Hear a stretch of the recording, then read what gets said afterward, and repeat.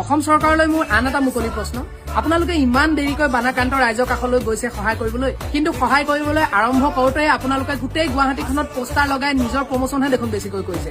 আৰু যিমানবোৰ আপোনালোকে সাহায্য দিছে সকলোতে বিজেপি ষ্টিকাৰ। আপোনালোকে এয়া ৰাইজক নিস্বাৰ্থভাৱে সহায় কৰিছেনে? পোষ্টাৰ লগাওঁতে আপোনালোকৰ যিমান পইচা খৰচ হ'ল সেই গোটেই পইচাখিনিয়ে 20 ঘৰমান মানুহক আপোনালোকে জীয়াই তুলিব পাৰিলেহেঁতেন। আৰু লগতে পোষ্টাৰ লগাবলৈ আপোনালোকে যিমানখিনি মানুহ ব্যৱহাৰ কৰিছে সেই গোটেই মানুহখিনি যদি বানাক্ৰান্ত ৰাইজক সহায় কৰিবলৈ আপোনালোকে ব্যৱহাৰ কৰে তেতিয়াহ'লে কিমান ভাল হ'ব। আৰু আপোনালোকে দেখোন কেইদিনমান আগত নিজে নিয়ম উলিয়াইছিল যে চৰকাৰী ৱালত আৰু খুঁটাত কোনো পোষ্টাৰ লগাব নোৱাৰিব, আৰু পোষ্টাৰ লগালে আমি জৰিমনা ভৰিব লাগিব। এতিয়া আপোনালোকে লগোৱা পোষ্টাৰ বিলাকৰ কাৰণে জৰিমনা কোনে ভৰিব? আপোনালোকে ভৰিবনে? মোদী, অমিত শ্বাহ এইবিলাকৰ দেখোন এতিয়ালৈকে কোনো খা খবৰ নাই, এটা টুইটো নাই। ইলেকশ্যন হলে একদম সপ্তাহত 2-3বাৰকৈ আহিব। নিলিমে অসমলৈ মোদী অহাৰ দাবী জনাই এখন ছবি আঁকিলে, আপোনালোকে সেইখনো মোহাৰি পেলালে। এয়া আচলতে শাসন নে শোষণ? আপোনালোকে কোৱাৰ দৰে ছবিয়ে যেনেকৈ ৱাল ধ্বংস কৰে তেনেকৈ আপোনালোকৰ অন্ধভক্তবিলাকৰ চিন্তাই কিন্তু গোটেই দেশ ধ্বংস কৰি গৈ আছে। যিখন চৰকাৰে ডাঙৰ ডাঙৰ প্ৰতিবাদবোৰ হলে হাজাৰ হাজাৰ লাখ লাখ মানুহ কণ্ট্ৰল কৰিব পাৰে, আমি কা আন্দোলনত দেখি আহিছো, সেইখন চৰকাৰে আকৌ আমাক কয় যে মোদী আহিলে তেওঁলোকে কণ্ট্ৰল কৰিব নোৱাৰিব। উত্তৰাখণ্ড আৰু পঞ্জাৱত বানপানী হওঁতে যে প্ৰধানমন্ত্ৰী দৌৰ মাৰি গৈছিল, তাৰ মুখ্যমন্ত্ৰীয়ে কেনেকৈ মেনেজ কৰিছিল? আপুনি যে নোৱাৰে, কাম কৰে 20 টকা, কথা কয় 80 টকা,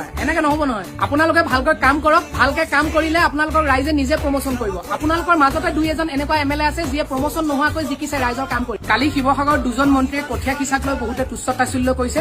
মই কিন্তু তাত এটা পজিটিভ চাইড দেখা পাইছো। মন্ত্ৰী দুগৰাকীয়ে কঠীয়া সিঁচাৰ মাধ্যমেৰে ৰাইজলৈ এটা পজিটিভ বাৰ্তা প্ৰেৰণ কৰিছে যে আপোনালোকে জীৱনটো নতুনকৈ আৰম্ভ কৰক, নতুনকৈ খেতি কৰক, আমি লগত আছো। শিৱসাগৰ যোৰহাট আকৌ আগৰ নিচিনা নোহোৱালৈকে আপোনালোকে নিখুঁতভাৱে কাম কৰক। আপোনালোকে কি কৰিব সেয়া মোৰ নজৰতো থাকিব, ৰাইজৰ নজৰতো থাকিব, গতিকে সাৱধান।